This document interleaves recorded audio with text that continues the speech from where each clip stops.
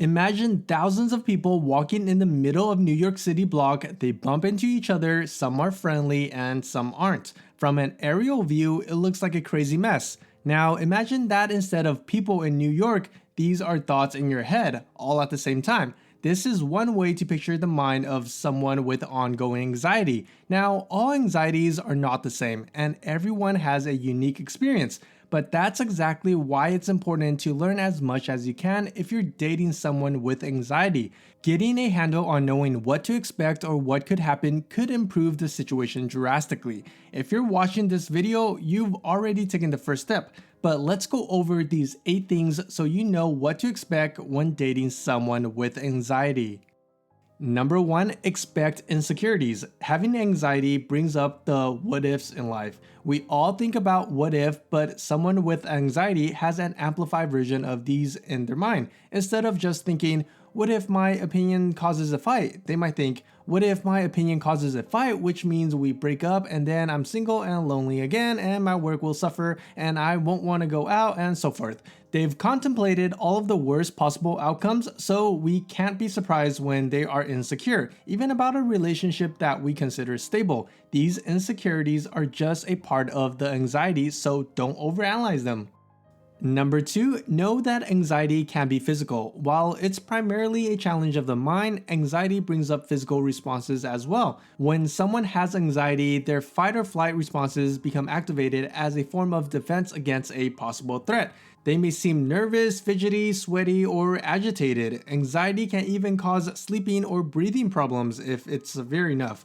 If that person doesn't know any techniques to control these physical symptoms, they may appear at what seems like random times to you. Don't be fooled though, they originated from those anxious thoughts and it doesn't mean that it's directed towards you. Number 3, don't forget that they are the expert on their anxiety. Many times in our quest to be a good, helpful person, we take on the role of a counselor or guide. While this is good to do if anxiety is your realm of expertise, but I'm going to guess that most of us aren't, so bring it back to that person. They know their anxiety better than anyone else out there. Let them share their perspective with you so that you better understand what is going on. Don't try to overpower them. Number 4, ask about triggers. While some anxiety appears seemingly out of nowhere, a lot of anxiety have root causes that we can trigger. This trigger happens and bam, anxiety comes running. If you're dating someone with anxiety, the last thing you want to do is make it worse. Ask the person what their triggers are so you can ensure that the time you two spend together is fun and carefree instead of overwhelming and nerve-wracking.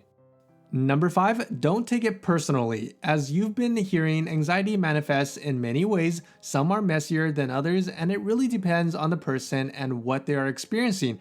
The key thing to remember is to distinguish between the behaviors and the individual. They are not their anxiety. If they're nervous or on the edge, it's probably not about anything related to you. Basically, remember that it's not all about you. Number 6, you'll have to step up your positivity. Dating someone with anxiety comes with a bit of responsibility. If you're dating, an obvious part of your relationship would include being supportive. A person with anxiety benefits more than others when they are reassured and supported. If you're generally realistic or pessimistic, this may be a challenge for you. It's important to figure out if you're a pebble or a mountain before you try to be someone else's rock. Number 7, keep your own mental health in mind. Everyone has limits, anxiety or not. While it's great that you're looking out for this person, make sure that you don't put your own needs too far aside. Being someone's support can take its toll, so always ensure your own mental health is good to go before trying to improve someone else's. After all, you're no use to anyone if you can't even keep up with yourself. Number 8, therapy is a great option. While it's great to be together, it's okay to know that sometimes you are just you and you have your limitations. There are some fabulous people out there known as therapists, and they can be a great resource for someone who has anxiety. Keep this helping hand in mind and reach out to one if the anxiety is getting in the way of life.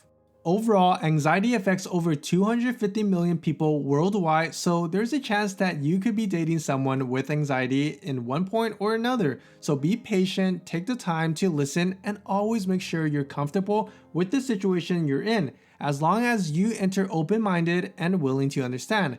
dating someone with anxiety could be just as fun as any other dating scenario, and there's nothing wrong with that. Hope you found this video to be helpful. If so, feel free to give it a like and maybe consider subscribing for more weekly uploads. And as always, thanks for watching.